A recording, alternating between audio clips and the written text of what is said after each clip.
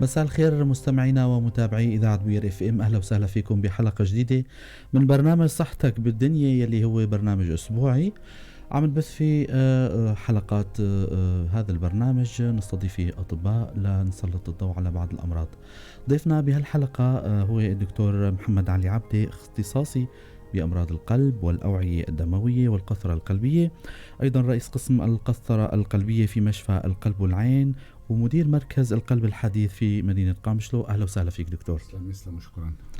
متابعينا ومستمعينا رح يكون موضوعنا طبعا اليوم هو على الاحتشاء القلبي. يا ترى شو احتشاء العضلة القلبية أو بين قوسين بالعامية هو الجلطة القلبية. فاصل إعلاني وبنرجع.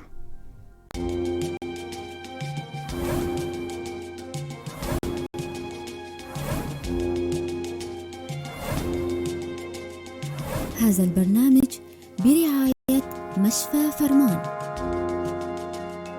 مشفى فرمان لكافة الاختصاصات: جراحية، تنظيرية، عظمية، نسائية، داخلية، أطفال.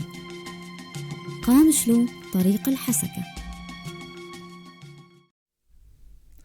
مرة تانية أهلا وسهلا فيكم مستمعينا ومتابعينا. للي حابب ينضم لنا أو حدا عنده أي سؤال فيكم تنضموا عبر الاتصال الأرضي 429 101. أيضا عبر البث المباشر فيكم عبر الكومنت تبعتوا أي رسالة معينة أو أي سؤال بخص أمراض القلب. طبعا رح نجاوب عليه بالوقت الأخير من الحلقة، أو عبر الواتساب عبر الرسالة 093 82 80 81 4. مرة تانية رح نرحب بالدكتور محمد علي.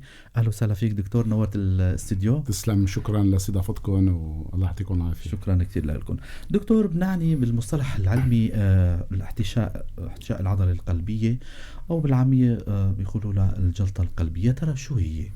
طبعا احتشاء العضلة القلبية طبعا هلا المصطلح الدارج هو الجلطة القلبية بالمفهوم الشعبي. طبعا هو طبعا أكثر الأمراض شيوعا في العالم، أكثر الأمراض اللي بسببوا الموت، وأكثر الأمراض اللي هلا وزارات الصحة ومؤسسات الصحة العالمية عم تهتم فيها، لأنه صراحة صحة المجتمع هي من صحة القلب، واحتشاء العضلة القلبية عمليا إذا لم يعالج في الوقت المناسب يؤدي إلى بطالة وعطالة وعمليا مليارات الدولارات. يعني المجتمع والدولة عم تخسر.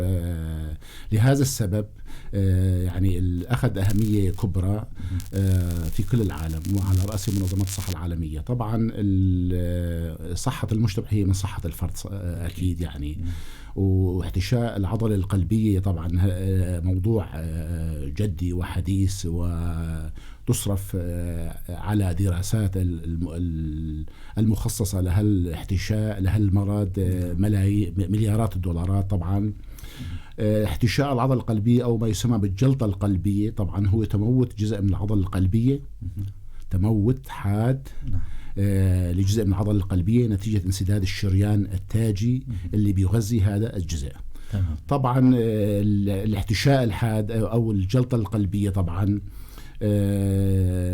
له أسباب، له مسببات، له أسباب، طبعا له طرق وقاية، له أساليب التشخيص حاليا المتطورة بفضل التطور التقني الحديث، وله علاجه، وله طبعا الخطوة اللي ما بعدها هي إعادة تأهيل مريض أصيب باحتشاء عضلة قلبية. طبعا هي راح تكون أكيد أسئلتنا دكتور بخصوص احتشاء العضلة القلبية أو ما يسمى بالعامية الجلطة القلبية. يا ترى واحد من المستمعين عم يسأل حاله شو راح يظهر على المريض أو على الشخص اللي مصاب بهي الحالة، الأعراض اللي عم تظهر على هذا المريض، سواء كانت عامة الناس أو أنتم كأطباء نتيجة الفحص السريري أو بالعين المجردة عم تلاحظوها؟ طبعا العرض الأشع لاحتشاء عضلة القلبية طبعا هو الألم الصدري الخناقي الوصفي، الألم الضاغط العاصر. يعني بتحس انه في ثقل على القلب، في حجرة ثقيلة على قلبك او ضيق نفس. هالألم الصدري احتمال يكون حاد خلف القص، عم ينتشر للكتف للساعد الايسر، احيانا ينتشر للاسنان للسن، واحيانا آلام شرسوفية، يعني يحاكي القرحة المعدية يعني. تماما. يعني المريض عم يجي على طبيب هضمي يقول دكتور أنا عندي مشكلة في الهضم. الطبيب طبعا الطبيب عم يخطط للمريض، بيكتشف إنه في احتشاء سفلي للعضلة القلبية. يعني المشكلة مو بالهضم بالمعدة أو الأمعاء أو القولون، مع الألم المعدي طبعا. وهذا عم يسبب إشكالية كبيرة عند المرضى، وأحيانا يعني يسبب في يعني كوارث صراحة لا يحمد عقباها. ما عدا الألم الصدري طبعا ضيق النفس، الزلة، المريض بحس إنه فجأة ضاق صدره. تمام. أحيانا عم كمان الأعراض يعني عم تتظاهر بتسرع، نوبة تسرع، خفقان. نعم. أحيانا بتعرق بارد. نعم. وأحيانا بوهن عام. وأحيانا بفقدان وعي طبعا. فقدان وعي طبعا. الاحتشاء إذا ترافق مع لا نظميات، يعني مع خواج انقباض بطيني، مع لا نظميات، تسرع شديد مثلا، تسرع فوق بطيني، تسرع بطيني، أو مثلا ببطء نبض شديد مثلا. طرف أيسر مثلا أحيانا. يعني الطرف الأيسر يعني هو لازم يكون الخضران مترافق مع الألم الصدري. يعني هذا كله مع بعض طبعا عم يشكل يعني لوحة يعني. لوحة متكاملة عن الاحتشاء العضل القلبي. طبعا ألم الاحتشاء ألم الجلطة يعني. في ألم نقص الطري وألم الجلطة. ألم الجلطة شديد جدا، أحيانا شديد جدا ما يتحمله المريض. طبعا يتصاحب بقياءات، أحيانا عم يراجع المريض تماما. وما لا يعني قديش ما تعطيه مسكنات المريض ما عم يستجيب، حتى على المورفين وعلى البيتيدين وعلى هالأدوية القوية طبعا. هذا المريض لازم يدخل على الICU يعني بالعناية المشددة، ويتخذ بحقه الإجراءات اللازمة لإنقاذ حياة المريض ولتقديم المساعدة الفورية السريعة لهيك مرضى. تمام. حابب أذكر المستمعين للي حدا عنده أي سؤال للي عم يسمعنا على موجة الFM 103.5. ضيفنا هو الدكتور محمد علي عبدة، اختصاصي بأمراض القلب والأوعية الدموية والقسطرة القلبية. طبعا هو رئيس قسم القسطرة القلبية في مشفى القلب والعين، ومدير مركز القلب الحديث في مدينة قامشلو. مستمعينا للي حابب يستفيد أو حدا عنده أي استفسار، فيكم مثل ما قلنا تنضموا عبر الأرضي 429 101 أو عبر الواتساب 093 82 80 81 4، أو عبر البث المباشر عبر الرسالة سواء كنتوا برات البلد، حتى فيكم تستفيدوا من حلقتنا ومن موضوعنا يلي هو مهم جدا لصحة الإنسان. ذكرنا الأعراض دكتور. الأعراض السريرية هي عم تكون شو هي الأسباب اللي عم تؤدي أو تزيد فرصة الإصابة بهذا المرض؟ طبعا الأسباب متعددة جدا ولا تحصى طبعا. أولا العمر. عمر المريض، يعني ما معقول مريض عمره 20 سنة يعني يصاب بجلطة قلبية واحتشاء عضلة قلبية. طبعا في حالات، نحن في حالات عملنا قسطرة لمريض أقل من 20 سنة، بس هاي من النوادر تعتبر. طبعا العمر يعني عمر المرضى فوق 50 سنة تبلش عندهم أعراض النقص الطري وأعراض احتشاء عضلة قلبية. بحكم العمر عم يصير تكلسات وتليفات بالشرايين التأجيل عم يغذوا العضلة القلبية. العمر أولا. هلا النساء والرجال الرجال طبعا قبل عمر 50 أكثر من النساء ب4 أضعاف. بعد عمر 50 باعتبار عم تصير تبدلات هرمونية عند النساء والدورة وانقطاع الدورة الدموية، فعم يتساوى الرجال مع النساء بعد عمر 50 سنة. هاي إحدى طبعا الوراثة مهمة جدا. الوراثة مهمة جدا. مرضى السكري، مريض سكري مثلا سكره غير مضبوط ما عم يدير باله حاله، طبعا هذا كمان. التدخين، البدانة، ارتفاع كوليسترول الدم. طبعا في شغلات تانية، في نظريات هلا جديد طلعت في الهوموسيستين، يعني ازدياده في الدم. في هلا نظرية انه الاحتشاء العضلة القلبية هو عملية التهابية، يعني مثلا في فيروس، في بكتيريا مسؤول عن الاحتشاء العضلة القلبية. هدول كله طبعا ضغط الدم المرتفع الغير معالج، العوامل النفسية، الانفعالات السلبية طبعا. يعني دوما بتحس ان المريض توفى او صار معه سكتة قلبية بعد ما صار مشكلة مثلا مشكلة في البيت، مشكلة عائلية او قضية اقتصادية او ما شابه ذلك. يعني هدول كلهم طبعا.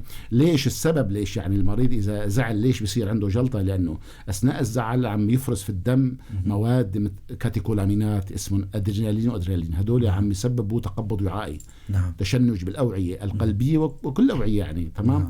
فالمريض إذا عنده مشاكل قلبية يعني احتمال يعني تجيه نوبة جلطة واحتشاء عضلة قلبية واحتمال توقف قلب مفاجئ يعني. بالضبط. إذن هاي أكيد هاي الأسباب الشائعة الأشيع طبعا. التدخين مثل ما قلنا أيضا. طبعا أهم شيء هلا يعني هدول يعني أهم شيء في شغلات يعني فيك يعني تسيطر عليها، وفي مثلا العامل الوراثي ما لا يسيطر عليه طبعا. العامل الوراثي لا يسيطر عليه، والانفعالات السلبية أحيانا ما تقدر تحسن تسيطر عليه.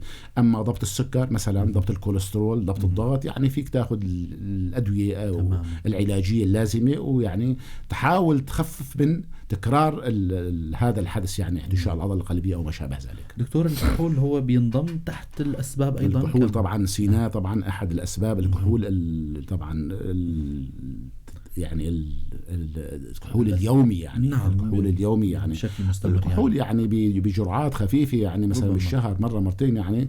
هلا كان في بعض النظريات خاصة بأوروبا طبعا هون بحكم بعض القوانين والضوابط الاجتماعية والدينية ما بتحسن فيه يعني إنه أحيانا يعني الكحول له أثر جيد على الكوليسترول المنخفض يعني. الضار يعني. طبعا مكتوب ببعض الأدب الطبي، ولكن يعني لا ما أخذ الصيت يعني باعتبار في قضايا أخلاقية أهم من القضايا العلمية بالمجتمعات. أيضا النظام الغذائي له دور كمان دكتور. النظام الغذائي مهم جدا طبعا. والسمنة المفرطة والبدائل المفرطة طبعا أحد أسباب الاحتشاءات في الدول المتحضرة طبعا. فرص يعني هنيك يعني كثير عم يحبوا الحلويات. نعم. الدول الخليج البداني. وحتى الدول الأوروبية وحتى بأمريكا يعني. تمام. يعني البداني الحركة يعني مقيدة عندهم أو محصورة. تمام. فنمط الحياة مثلا النمط المكتبي مثلا واحد قاعد من الصبح للساعة 3-4 هذا كمان كل عوامل مؤهبة لاحتشاء عضلة قلبية لجلطات دماغية وما شابه ذلك يعني. تماما. دكتور عرفنا الأسباب أو أشياء الأسباب، يا ترى كأطباء عندكم أو الوسائل المتوفرة لديكم كيف بيتم فحص الحالة؟ يعني طرق التشخيص أو الفحص. مثلا فينا نقول انه مريض بالعيادة بيتشخص انه خلص هذا هو معه احتشاء، الا في امور اخرى مثلا اجهزة متطورة ام ترتيبات او اجراءات معينة لحتى تتأكدوا انه هذا مريض معه احتشاء عضلي قلبي. هلا الاحتشاء العضلة القلبية بالتخطيط القلب العادي يبين احتشاء عضلي قلبي. هذا ما بده فهلوية هاي يعني. ما بده لا ذكاء ولا هاي يعني. تخطط لمريض في علامات واضحة لاحتشاء عضلي قلبية. المريض هذا مباشرة تحوله إلى مشفى لإجراء ما يلزم. إما تعطيه حالات الخسرة أو تأخذه على مخبر القسطرة القلبية وتحاول فتح الشريان المسدود. أما حالات الصعب تشخيصها يعني هي حالات النقص التروي القلبية. إنه الشريان ما مسكر ولكن الشريان مضيق، يعني في تضيق بالشريان نسبة مثلا من 30 ل 90%. أحيانا ما تشخص لا بالتخطيط ولا بالإيكو ولا باختبار الجهد يعني. نعم. بس تقسطر المريض تشوف فيه تضيق شديد يعني يا دوب شعره باقي للشريان يتسكر. وكل الأعراض عنده إيجابية. طبعا هاي كمان حالات نادرة يعني. بشكل عام تضيق الشرايين الإكليلية أو التاجية اللي هو طبعا الجلطة عم يصير على الشرايين التاجية. عم تتسكر الشريان وعم تموت المنطقة اللي ما بعد الشريان لأنه ما عم تجيها دم. ما عم يجيها دم، لا عم يجيها لا مواد غذائية لا أكسجين، فتتموت يعني. إذا ما فتح الشريان خلال 24 ساعة تموت المنطقة. تمام. الشريان المضيق أحيانا تخطيطيا طبعا. هلا نحن عم نعمل اختبار جهد لمريض أحيانا بالجهد بين معنا. هو هل هالإجراءات هاي ذكرتها من شوي دكتور أنه في إيكو في اختبار جهد. هلا التخطيط في تحاليل معينة. الاحتشاء بالتخطيط يبين. نعم. تمام. نعم. النقص التروي القلبية تعمل لمريض إيكو قلب دوبلر ملون بين معك إذا في نقص حركي بأحد جدران القلب. تمام. نقص وظيفي نقص يعني. نقص بجدران القلب، نقص في جدار القلب ما عم يتقلص بشكل نظامي، ما عاد في إشكالية. ما انحسن بالإيكو تأخذ المريض لاختبار الجهد. باختبار الجهد يعني لازم يبين يعني نسبة حساسيته 80 ل 85%. مريض النقص التروي القلبية اللي تضيق شريانه بال70 و80 لازم يبين باختبار الجهد يعني. تماما. أعراض احتشاء أعراض النقص التروي باختبار جهد: ألم صدري، تعرق، زلة، تمام، هبوط الضغط. هدول كل أعراض يعني توحي لك بأنه المريض عنده مشكلة بشرايين القلب، الشرايين التاجية. تماما. فبده متابعة، استقصاءات تشخيصية والعلاج الأنسب له. تماما. طبعا في طرق تشخيصيه تانية، مثلا في ستريس ايكو عنا، في عنا طبعا الاحدث، طبعا هلا التقنيه الاحدث لتشخيص آفات الشرايين التاجية هو القسطرة القلبية. تماما. تصوير شرايين القلب بمادة ظليلة، هذا عم يعطيك دقة في الشريان، ودقة في الأزية الموجودة ضمن الشريان، وبيعطيك يعني نتيجة دقيقة، بيدلك على العلاج الأنسب على الآفة، طبعا بشخص الآفة والعلاج الأنسب لها الأنسب طبعا أكيد. بعد السؤال رح نروح لفاصل تاني. طبعا دكتور، هلا ذكرتوا ضمن الخطط العلاجية والتدابير المريض فينه بيتقسم مثلا لكتير أقسام. ذكرتوا هلا أنه في مريض بيتعالج دوائي، في مريض بيتعالج ربما بنتيجة أمور معينة، أو أحيانا كنا بنسمع أنه مثلا مريض يعطى إبرة تسريب وريدية ومشي الحال. هاي كانت الإبرة بمثابة مثلا فتح الشريان المعين، يعني ما يحاكي القصر. طبعا هلا حاليا موجود يعني ستريبتوكيناز، هي حالات الخسرة عم يعطي للشريان، إذا الاحتشاحات عم تنحل الخسرة وبيفتح الشريان. نعم. طبعا في نسبة فشل هون، ما كل المرضى عم يستفيدوا على هالإبرة طبعا. تماما. هلا حاليا في أدوية حديثة طلعت بالوريد تعطي. أيوة. 5 دقائق بالوريد، تنكتبليز والتبليز اسمهم، هدول كمان حالات الخسرة الأحدث شيء. تماما. هدول كمان يعني بيمهدوا لك، يعني بيفتحوا الشريان وبعدين فتح الشريان يعني هو إنقاذ المريض. تماما. بس ما حليت مشكلته بالكامل يعني. تماما. هذا المريض بعد فترة لازم يروح على إجراء قسطرة قلبية. هي تشخيصية يعني إجراء قسطرة قلبية. نعم. وتدبير اللازم أكيد، لأنه نادرا ما يكون في احتشاء عضلي بخسرة، بس يعني أكيد في تضيقات بالشرايين أكيد، وفي الخسرة عم تيجي تشكل، عم تسكر الشريان نفسه. بالضبط. فتحل الخسرة بس التضيق ما حليته. تمام. فالمريض بده إجراء قسطرة قلبية بعد ما تستقر أموره، والشرايين المضيق عنده بدك تحاول تعمل عملية توسيع وزرع شبكات. أكيد. مستمعينا، هلا انتم عم تسمعوا بوير اف ام على الموجة 103.5 من قامشلو. فاصل صغير، خلوكن معنا وراجعين.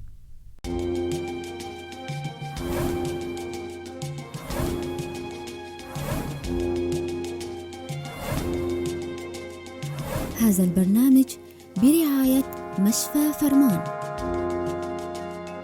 مشفى فرمان لكافة الاختصاصات: جراحية، تنظيرية، عظمية، نسائية، داخلية، أطفال.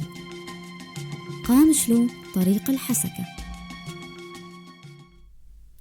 أهلا وسهلا فيكم مرة تانية مستمعينا ومتابعي إذاعة بوير اف ام على الموجة 103.5، أيضا متابعينا عبر البث المباشر بوير عربي، برنامج صحتك بالدنيا. معكم أنا عماد خلف، زملائي عبر الكنترول ريناس وإيلوز. تحياتنا لكم وين ما كنتوا، نتمنى تستفيدوا من هالحلقة. طبعا وصلنا تقريبا للدقائق الأخيرة من حلقتنا. للي حابب يسأل أو عنده أي سؤال فيكم تطرحوه عبر البث المباشر أو عبر الواتساب، البث المباشر بوير عربي، عبر الكومنت، أو أيضا عبر الواتساب 093 82 80 81 4، أو عبر الاتصال الأرضي 429 101. دكتور محمد علي، ذكرتوا أنه الخطط العلاجية والتدابير اللي عم تنعمل لمريض الاحتشاء القلبي، وهالأمور المتوفرة عنا بصراحة كنا بحاجة إلى هالأمور هاي. هلأ صار عنا مراكز حديثة مثل مركز القلب الحديث، فيها أجهزة متطورة وتشخيصية بتريح المريض.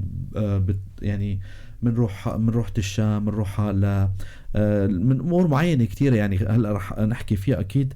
أنه بعد التشخيص هذا دكتور، المريض يوضع على شو؟ فرضا إذا المريض ما كان بحاجة لقسطرة قلبية أو اختبار جهد أو أي أمور تانية، بيوضع على علاج معين. شو هو العلاج دكتور؟ هلا نحن طبعا اكيد اهم شيء هو التدبير الاهم. بدك تشخص المريض، يعني المريض معه نقص ترويه ولا ما معه، يعني هاي بيختلف، يعني لانه في عندنا مجموعه من الادويه بنعطيها لمريض نقص ترويه. صراحه هالادويه كمان لها تاثير جانبيه على الجسم، على الكلاوي، على المعده، تمام. فنحن بدنا نشخص الحاله. اذا المريض ما معه نقص ترويه ما بدنا نعطيه شيء تماما اكيد. اذا المريض شخص معه نقص ترويه قلبيه بدنا نبلش بالعلاج الدوائي. يعني العلاج الدوائي اهم تدبير في علاج في علاج الآفات الشريانية، يعني شرايين التاجية القلبية، هو إعطاء المميعات. نعم تمام. مراقبة الكوليسترول والشحوم الثلاثية أكيد. ضبط السكر الدم. نعم. إيقاف التدخين. صح. الكحول مثلا. تماما. تغيير نمط الحياة. هي عمليا ثقافة متعددة ومتكاملة، يعني بدها وعي صحي. صح. بدك تغير نمط حياتك، بدك نمط غذائك، حتى تعاملك مع العالم والناس. يعني هاي كلها مجموعة بتكمل بعضها، أسر تكمل بعضها مع أسر تكمل بعضها بعض. يعني علاج الجلطة أو الاحتشاء أو نقص التروية القلبية بالأدوية مو متكامل. بدك تغير كل شيء. يعني ما معقول أنت تاخذ أدوية وتروح المساء مثلا ما وقفت التدخين أو ما خففته.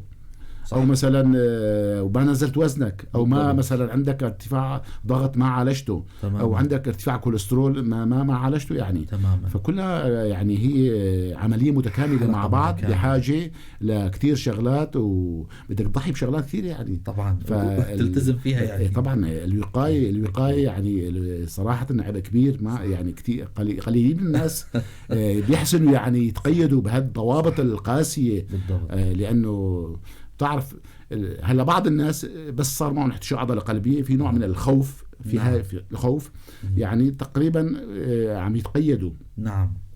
بالإرشادات، عم يتقيدوا بالعلاج، بالتوصيات. نعم. بمراجعات، مثلا بمراجعاتهم للأطباء القلبية، المراجعات الدورية، بيعملوا تحاليل دورية. في جزء من الناس يعني الخوف أحيانا هو أهم ضابط يعني صراحة. طبعا. بس طبعا الوعي، يعني الإنسان الواعي أنا برأيي لازم يكون له نظرة يعني جدية للموضوع، لأنه مريض الاحتشاء عضلة قلبية أنت ما تأذي حالك، تأذي اللي حواليك كمان.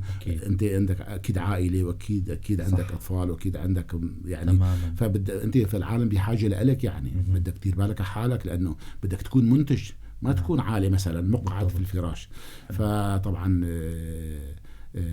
معالجة هالقضية أنا برأيي مو معالجة الطبيب لحاله، معالجة المؤسسات الصحية، مؤسسات طبية، مؤسسات المجتمع المدني، وحتى أحيانا الأحزاب السياسية والحكومات. هلا مثلا بأمريكا يعني ميزانية الصحة ما يوازي ميزانية الدفاع يعني. نعم. بحوالي 600 مليار دولار يعني. تماما. على الدراسات وعلى العلاج وعلى التأمين يعني. فمبالغ ضخمة. ليش؟ لأنه بيعرفوا إنه الإنسان إذا صار إعاقة بدنية بالإنسان ما بقى يحسن ينتج، بيصبح عالي على المجتمع يعني. بده يصرف من المجتمع ما ينتج، ما يعطي شيء. فهذا للمجتمعات المتطورة المتقدمة مهمة جدا يعني. أكيد. تكون منتج وفعال يعني. أكيد. العالم يستفيدوا منك وأنت تستفيد منهم يعني. بالضبط. تمام. تكون جزء شخص فعال. فأنا برأيي هاي طبعا الإعلام له دور مهم جدا طبعا. وتشكر طبعا إذاعة اليو السباقة طبعا. وأنت تشكر أستاذ عماد يعني بهالبرنامج. نتمنى أنه يكون يعني مستمر ومداوم، وفي عنا شريحة كويسة من الأطباء يعني. يعني العالم لازم شوي هيك تدير بالها حالها وتاخذ معلوماتها من أطبائها. وأنا برأيي وسائل الإعلام المرئية والمسموعة والمكتوبة يعني لازم تلعب دور بهالقضية. وأكيد هاي طبعا يكون يدخل ضمن رصيد يكون الإيجابي الاجتماعي التوعوي الصحي. أكيد. شكرا كثير لكم دكتور. هو أيضا هدفنا من هذا البرنامج هو التوعية أكيد. والدكتور سبقني بكل شيء كان بدي أطلبه منه أكيد. مشكور جهودكم أيضا الدكتور محمد علي. هدفنا هو توعية المجتمع، توجهه نحو الشيء الصحيح. قبل ما نختم حلقتنا طبعا حيكون هيك في سؤال آخر دكتور. كمان حابب هالملاحظة هاي إنه أحيانا مرضانا أو المرضى بمرضاكم لما تقول له إنه أنت بحاجة لقسطرة تشخيصية، هالة الخوف اللي عند المريض إنه والله هاي اسمها عملية، هاي خايف منها أو كذا. هل هالة الخوف والشيء الإيجابي لهالإجراء هذا اللي هو إجراء طبيعي جدا سليم جدا، ما فيه خوف، هو تشخيصي، هدفه تشخيص المريض وخدمة المريض. هل النقطة هاي كمان حابين نتركز عليها؟ هلا القسطرة ما دخلت لهلا ضمن الفحوص الروتينية للمريض، كونه إجراء ردي تمام، وعم تدخل على شرايين تاجية حساسة جدا. احتمال يعني المريض ما عليه شيء، بس القسطرة عم تسبب له مشكلة ربما. تمام. فنحن بدنا ناخذ المريض على مخبر القسطرة وعلى طاولة القسطرة. لازم يكون في عندك مجموعة معطيات انت مقتنع فيها انه هذا المريض عنده مشكلة. طبعا نعم. نسبة من المرضى عم يطلعوا طبيعي طبعا، الشرايين طبيعية. نعم. بس أكيد هالمريض كمان حتى إذا طلع طبيعي أنت حليت مشكلته.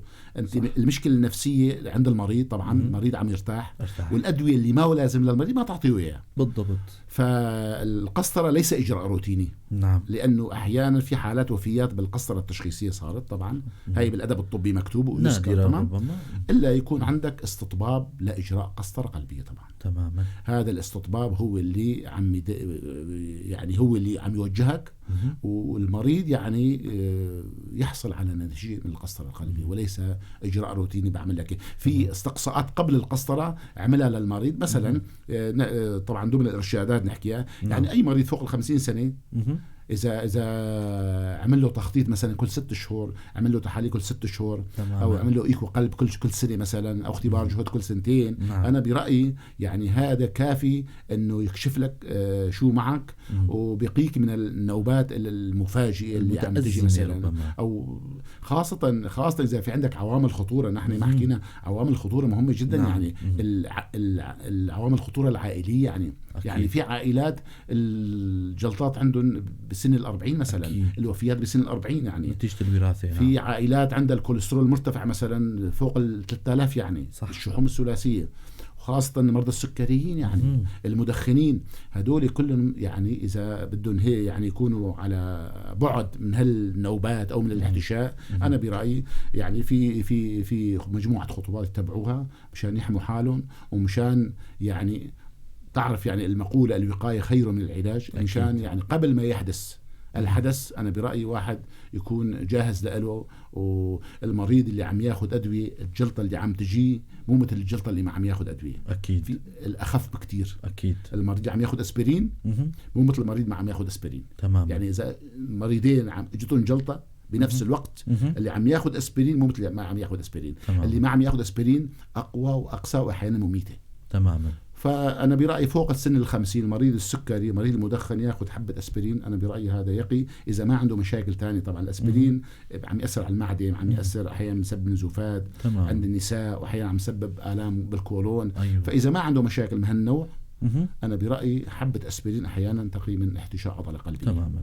على البث المباشر أيضا، لأنه جيهان عم تسأل، وصلنا لأنه هالنقطة المعينة، هي عم تسأل أنه في من الدكاترة بيوصفوا للمرضى حبوب التمييع، هي كاتبة التمييع المميع، هي علاج لشو؟ الدكتور ذكر ويا ريت تجاوب عن السؤال. الأسبرين هو مميع يعني مانع التصاق صفيحات، يعني ما بيخلي الصفيحات تلصق مع بعضها ويسبب كتلة أو خسرة. هاي الخسرة اللي عم تسد الشريان يعني الهدف الأساسي أنه نحن نمنع التصاق الصفيحات مع بعضها تماما، مشان يكون الدم مميع يعني وليس مكثف. تماما. إذا ما سهل المرور بده يصل على مرحلة على منطقة فيها تضيق بده يسكر الشريان تماما. فهالمميع ما تخلي هالكتلة هالخسرة تصير خسرة تكبر أو تصير أو تسد الشريان تمام. فهي عملية يعني حب وقائي للمريض يعني. أكيد. روجما أيضا عم تسأل إنه علاج التسرع بالقلب، الله يعطيكم العافية، لو شو هو؟ والله هذا تسرع بالقلب بده حلقة لحالة صراحة. أكيد يعني هذا موضوع. تسرع القلب له أسباب كثيرة وله علاجات كثيرة وله أدوية كثيرة صراحة يعني. هذا بدك تراجع طبيب قلبي وتشوف أي تسرع يعني. أكيد.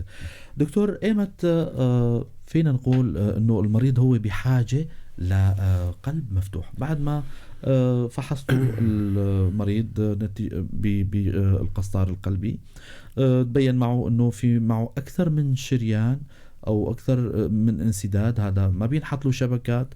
هي ما نتوجه أنه بتحولوا هذا المريض لأنه صار عنده مجازات إكليلية بالمصطلح العلمي ينقال. طبعا الهدف من القلب المفتوح طبعا هو مجازات إكليلية طبعا باي باس وزرع الشبكات، إعادة التروية القلبية يعني فتح الشرايين المسدودة، إعادة التروية للمنطقة المصابة. يعني الشريان الأساسي مصاب، بدك تعمل دويرة تجي مشان تروي المنطقة من طرف تاني. تمام. هلا نحن بدنا نعمل قسطرة للمريض، عملنا قسطرة للمريض، شفنا عنده 3 شرايين مصابة وشرايينه سيئة تماما، ما بينحط له، يحطوا 4 5 6 شبكات. يعني هذا المريض أنا برأيي يعني إذا الأمور كويسة، في عنا معايير في اسمه سينتكس سكور، معايير علمية، دراسات سينتكس سكور. هذا السينتكس عم يحدد لك حسب الرقم، عم يحدد لك إنه هذا المريض بده توسيع وهذا المريض بده مثلا مريض الجزع الرئيسي تضيق شديد 90% ما بنعمل له شبكات. مريض مثلا تضيقات عنده بمناشئ الشرايين ما بنعمل له شبكات. مريض عنده 4 5 شرايين متضيقة بشدة، هذا المريض كله على الجراحة. مريض السكري يفضل على الجراحة. مريض عنده تدني بالوظيفة الانقباضية القلب يفضل يروح على الجراحة. وفي مرضى يعني عنده نسبة الخسارة عالية، انت عم تركب له شبكة او شبكتين وخلال شهر عم تتسكر يعني كمان. هذا المريض يفضل ارساله للجراحة. انا برأيي النتائج تكون احسن وافضل. طبعا بنهاية الحلقة بشوية نصائح وقائية وتوعوية من عند الدكتور محمد علي لجميع المستمعين والمتابعين لحتى نختم حلقتنا بهالنصائح. طبعا أي ألم صدري أنا برأيي لازم الشخص يعني يتوجه إما إلى عيادة خاصة أو إلى مشفى أو لمستوصف يعني. تخطيط قلب كهربائي يعني ما لا يكلفك عناء يعني. تخطيط قلب كهربائي، شوية تحاليل كوليسترول شهوم طبعا، ما عدا مرضى السكر طبعا. يعني هالاستقصاءات يعني اقل شيء يعني تحطك بالصوره انت وين يعني من المشكله تماما. المراقبه الدوريه للتحاليل، الاستفاده من امراض الاهل والزملاء. يعني في كثير احيانا كثير ناس مثلا زميلك مثلا مرض مثلا لازم يعني واحد يتعلم منهم شوي يعني. أكيد أدويته أحيانا في أدوية مثلا بالبيت، مثلا في مريض عندك في البيت الدواء مثلا الأسبرين عندك في البيت يعني ممكن تأخذه يعني. أكيد. فأنا برأيي الألم الصدري يعني صار عندك ألم ما تستهون فيه أبدا. طبعا احتمال ما يكون شيء، احتمال يكون تشنج، بس أنا برأيي تخطيط قلب كهربائي في أي محل موجود يعني، مو شرط العيادة، مستوصف مشفى يعني بيغنيك عن كثير شغلات. وهذا هو يعني التوعية وحرص المريض انه يكون دوما يعني بسلام. ودوما ما يعمل مشاكل لا لأهله ولا لحاله. بالضبط. فهي القصة شوي يعني اكثر من هي علمية، شوي اجتماعية يعني طبعا. سلوكية يعني. انا برأيي باعتبار الاحتشاء يعني لازم يعالج في الوقت المناسب يعني. بعدين يعني الشيء اللي بيروح خاصة في القلب لا يعوض يعني. عندنا مقولة في القلب بالإنجليزي طبعا بالمؤتمرات يعني يحكوها time is muscle. الوقت هي العضلة، الوقت هو العضلة يعني. يعني قديش ما أبكرت بعلاج القلب أنقذت القلب، بس تأخر المريض ما بقى يستفيد يعني. اليوم جاني مريض شاب عمره 30 سنة صار معه احتشاء عضلة قلبية للدكتور رمضان 30 سنة. طبعا صار معه احتشاء وعملوا قسطرة، شرايينه ما فيها شيء أبدا، بس المريض تأذى طبعا. الحالة اللي سببت الانسداد الشريان هي خسرة كانت. نحلت على الدواء، راحت الخسرة، فتح الشريان بس العضلة راحت يعني. وظيفة العضلة القلبية نزلت من 60 ل 30%. هذا المريض دخل بقصور قلب وما بقى ينعمل له شيء إلا في حالة واحدة، زرع قلب فقط لا غير. ما على قلبكم شر مستمعينا ومتابعينا. بنشكر كتير جزيل الشكر للدكتور محمد علي عبدي، اختصاصي بأمراض القلب والأوعية الدموية والقسطرة القلبية، رئيس قسم القسطرة القلبية في مشفى القلب، وأيضا مدير مركز القلب الحديث في مدينة قامبشلو، على استضافته الحلوة وإجابته على الكثير من الأسئلة وسلط الضوء على كثير نقاط. شكرا لك دكتور. شكرا لكم، لإذاعتكم، لبرنامجكم، يعطيكم العافية. شكرا كثير.